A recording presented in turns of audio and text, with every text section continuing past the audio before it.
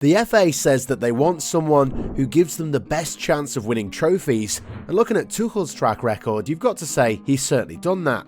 So have they made the right call?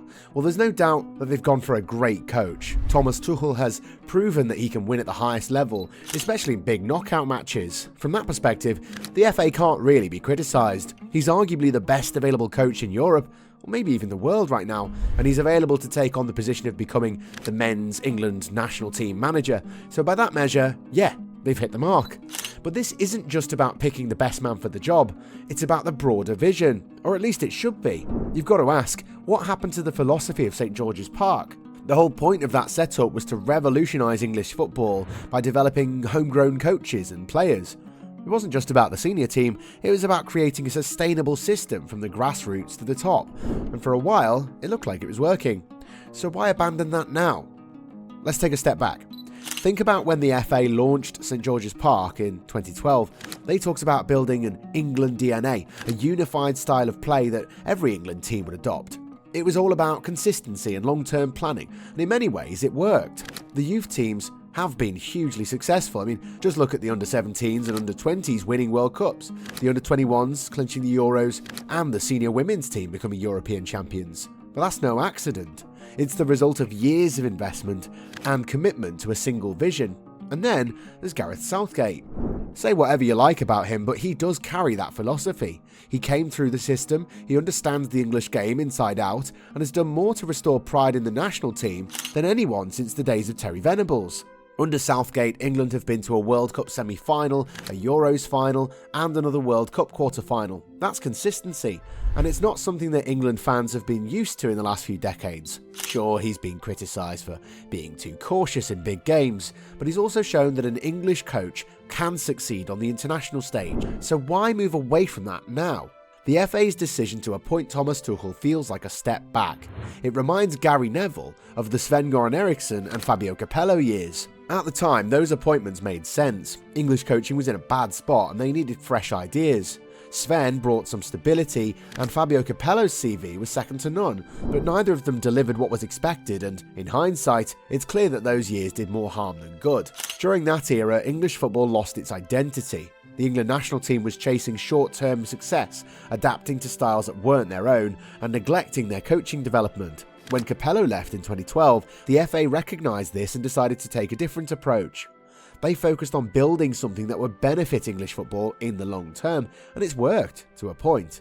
But now with this new appointment, it feels like England are stepping back into old habits. Now let's talk about Tuchel for a moment. There's no denying his credentials.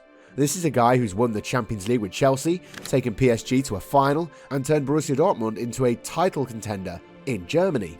He's tactically acute, knows how to handle big players, and overcomes pressure. If you're looking for someone to win your trophies, he can be that guy. But international football is a different beast. It's not about managing players week in, week out, whether they're superstars or not, but they're a collective that's together every day, and it's not the same for the national team, where most of the players in England's case are rivals, some of them even more than that. But it's something about working with the best your country has to offer, moulding a team, and peaking at the right time. So can Tuchel do that?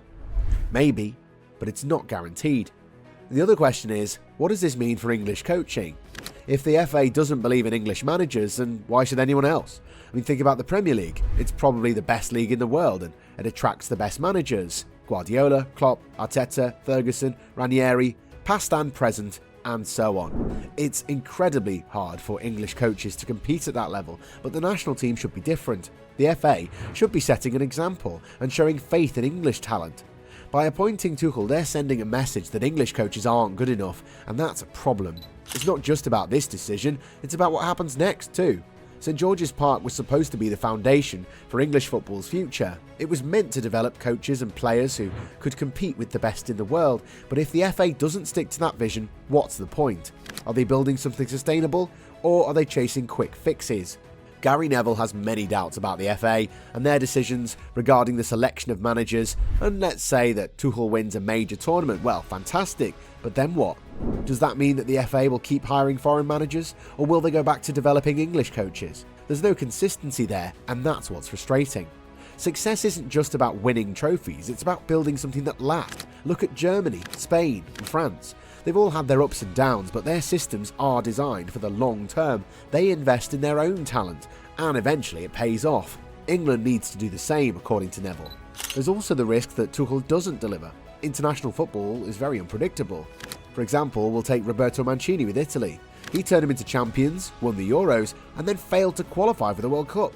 If Tuchel doesn't win anything, this decision will look like a big mistake, and even if he does win, it doesn't necessarily mean that the system's working.